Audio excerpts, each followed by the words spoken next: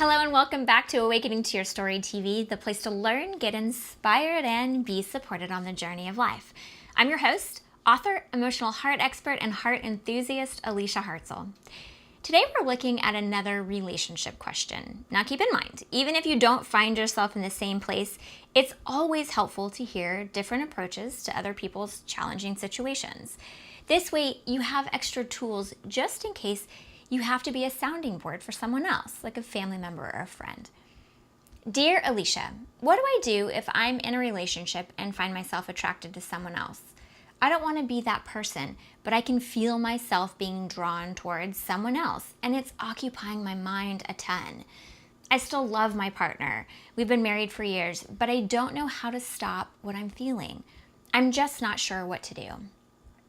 First of all, when you ask for relationship advice, especially when it applies to your marriage covenant, you have to be very careful and use great discernment.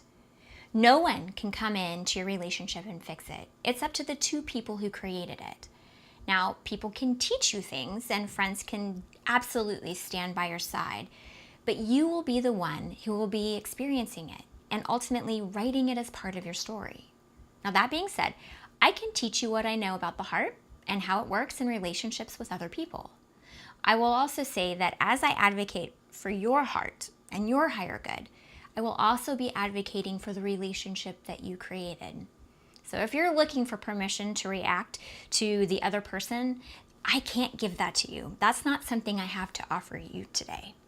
But I have been part of 5 divorces, and as a child and a young adult, I have watched my parents cut and run from their marriage, and every time their information stayed the same on the other side.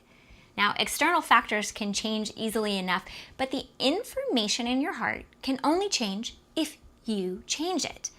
Now, I believe that your marriage is a sacred place for you to show up and do your heart's work.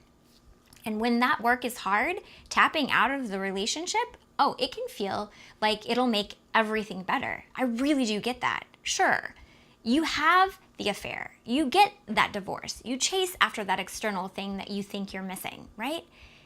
But even if the landscape changes, your heart's information, that stays the same.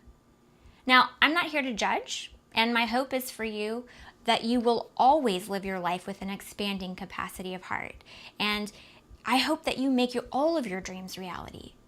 You have to decide if chasing after this thing with the other person will get you to that dream faster than showing up and doing your heart's work. Sure, it can feel like it'll make everything better, that this other person has some sort of magic bullet, but that's not how I know the heart to work. I always think that pausing before reacting is a super valuable habit to foster. But that means being strong enough not to react, brave enough to really see the information for what it is, and curious enough to figure out how to use that information for you to move forward in your story. Now, everything that's happening in your everyday life is a mirror to what's going on in your heart. You have your essential truth. It's fundamental to who you are. It was divinely woven into your humanity, right? You also have limiting beliefs that were handed down to you by people who were doing the best to survive their own existences. The limiting beliefs are plugged into fear and they keep your heart bound and limited. The situations you find yourself in illustrate what is going on in your heart, both the limiting beliefs and the essential truth. So when you see a situation like this and you know that it's your heart's work, the limiting beliefs have something tangible that you can heal, right? This allows you to use the situation that you find yourself in as a clear path to owning your truth. But you have to start giving it language. You got to start using those limiting beliefs so that you can move towards your dream. This is what I would suggest doing. First, I'd make a commitment to yourself not to engage with the other person for at least a couple weeks. This is going to give you the opportunity to make your own heart a priority. Then you have to navigate through the information, right? This is where you give language to the limiting belief and the truth and the dream that you're trying to move towards. Now, I go step by step over all of this on all the different layers in my starter kit and in the master class. And you can always grab those as a resource on my website along the way. But for now, I want you to really start getting curious. Notice how you feel. Give language to what you need and what you want. Really allow the situation to illustrate what is going on in your heart. You said that it occupies your mind a lot. Those things that you can't get out of your head, they are always packed with juicy heart information and language to illustrate what you need. You've given yourself a boundary, right, for not contacting the other person. So don't be afraid to think about it. What is it that is really pulling you to them? Don't suppress it. Don't hide from it. Don't ignore it. Just notice it and give it language. Does it point you to something that you feel is missing? Does it make you feel awake maybe in a different way? Does it paint a picture of something that you desire or that you want? Then I want you to take the other person out of it completely, right? Take them out of the equation. It's not about them. It's about you and your heart. Now let's run through a couple examples. It's going to be really simplified, but I just want you to get the idea and the feel. If your feeling is that the other person sees you in a way that you haven't ever been seen before, then take them out of the equation and you'll find your heart's information. So when you boil them out, you discover a feeling of not being seen.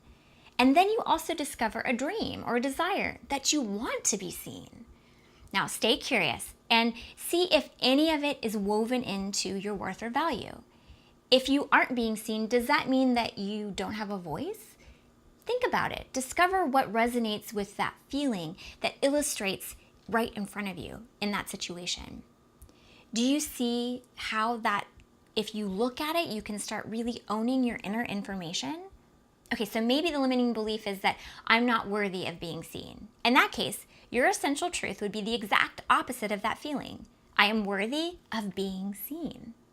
Okay, then you have to own your dream. I am seen. My dream is that I am seen and I am valued and I am appreciated. So here's the thing. If this happens to be your specific information and someone along the way told you that you weren't seen or that you weren't worthy, that's your limiting belief. Whatever is in your limiting belief, whatever it might be, it was handed down to you. And no matter how much you try to get other people to fill that space, you are the one who can fill it and heal it and own it. Only you can heal that space and create your truth for yourself. When you do that, law of attraction is going to work in your favor to draw in a mirror to reflect that truth right back to you.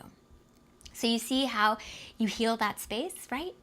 How do I heal that space?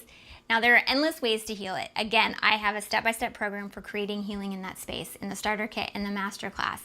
But I want you to see that once you start owning your truth and you take that dream to your partner and you're valuable and honest about how you discovered your heart's information, remember, not making it about anybody else, we're making it about your heart, then you can deepen that relationship. Tell them about your discovery and your communication and all of the things that you're trying to work towards. That builds strength in the relationship, that sacred relationship for you to do your work. From there, you can determine how best to move forward with the other person. Now, when you take the focus off of them, filling that space for your limiting belief, then you are going to start to find yourself filling that space for yourself. And the other person may not be as necessary in your story.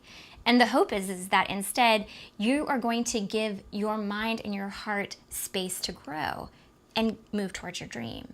If you focus all that energy on them and you shift it over to focusing on yourself, you're going to repattern all of that truth. You can do this. You can find your truth within your heart. And I am always here if you need extra help. I am. But until next time, I want you to really know that I am holding a space of love for you, where your truth and your path to your dreams, it's undeniable. For more support, information, and inspiration, join me at awakeningtoyourstory.com.